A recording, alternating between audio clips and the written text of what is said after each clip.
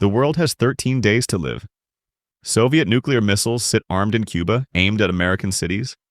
But in a Moscow prison cell, a man is being tortured for secrets that could stop it all. His name is Oleg Penkovsky, and without him, you probably wouldn't be watching this right now. See, everyone talks about Kennedy and Khrushchev during the Cuban Missile Crisis, the brave leaders, the tense negotiations. But here's what they don't tell you. The only reason Kennedy knew he could negotiate at all was because of intelligence from a Soviet colonel who betrayed everything he knew. And the story of how he did it? It's absolutely insane. But before we get to the spy cameras and the execution, you need to understand something. Penkovsky wasn't some reluctant hero. He was obsessed, reckless even. And that obsession started years before Cuba in a moment that changed everything for him. 1959. Oleg Penkovsky is 40 years old, a decorated colonel in Soviet military intelligence, the GRU. He's got access to the Kremlin's nuclear secrets, their missile programs, their war plans, everything. But he's also watching his country spiral towards something catastrophic. Khrushchev is rattling nuclear sabers, threatening the West, playing a game of chicken with weapons that could end civilization. And Penkovsky knows something terrifying. The Soviet nuclear arsenal isn't as powerful as Moscow claims, but Khrushchev is acting like it is. Which means one miscalculation, one wrong move, and over 400 millions die for a bluff in a split seconds. So Penkovsky makes a decision that should be impossible. He's going to stop it. Alone. By becoming a traitor to his own country. Now, you have to understand. The KGB watches everyone. One wrong word, one suspicious meeting, and you disappear. Forever. And actually, that almost happens immediately. Because Penkovsky's first attempt to contact the West? Total disaster. He approaches American students visiting Moscow in 1960, tries to hand them a letter for the CIA. They think it's a KGB trap and refuse. He tries Canadian diplomats. Same thing. For months, he's desperately trying to give away the most valuable intelligence on Earth, and no one will take it. Can you imagine? The man trying to save the world, and everyone thinks he's a setup. But then something changes. April 1961. British intelligence finally agrees to meet him. And when Penkovsky finally makes contact, he doesn't just hand over a few documents. What he does next is so bold, so dangerous, that his own handlers can barely believe it. So the British intelligence give him a miniature Minox camera, the kind that can photograph documents in seconds. And over the next 18 months, Penkovsky becomes the most productive spy in Cold War history. He photographs over 5,000 pages of classified Soviet documents, nuclear launch procedures, missile specifications, Soviet military readiness. But here's the insane part. He's not just photographing random papers. He knows exactly what the West needs to know.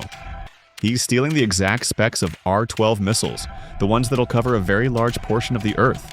Launch times, fuel requirements, everything. Because by 1962, the Cold War is reaching a boiling point.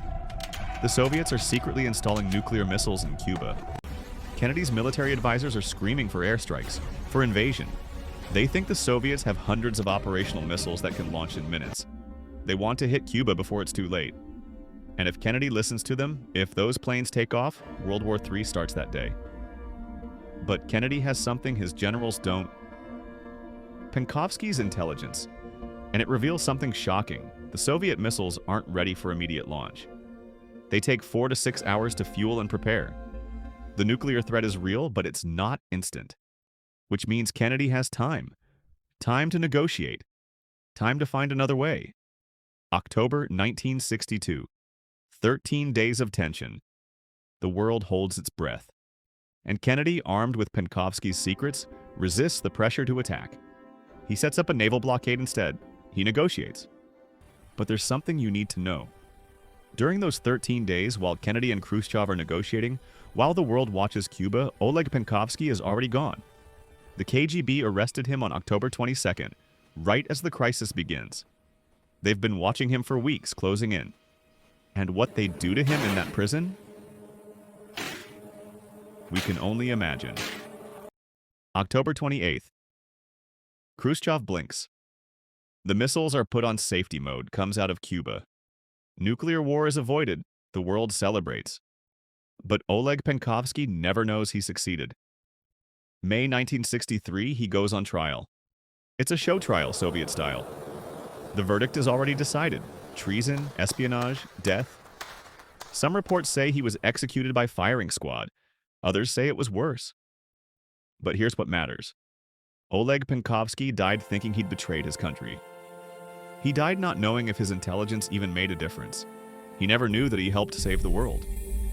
For decades, his story stayed buried in classified files. The CIA couldn't talk about him. The KGB certainly wouldn't. But historians now believe that without Penkovsky's intelligence, Kennedy might have ordered those airstrikes. And if he had, Soviet commanders in Cuba had authorization to use tactical nuclear weapons. The escalation would have been unstoppable. Over 300 million dead in the first week. Civilization possibly gone. One man. 18 months of espionage.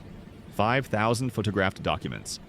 And the difference between you existing right now and never having existed at all. Oleg Penkovsky wasn't perfect. He was paranoid, obsessive, maybe even suicidal. But when it mattered most, he chose humanity over loyalty. He chose truth over obedience. And he paid for it with everything. The Soviet spy who saved the world. And you've probably never even heard his name until today. If this is the first time you're hearing about Penkovsky, give it a like and let me know in the comments. And if you want more buried Cold War stories that changed history, hit subscribe because we're just getting started.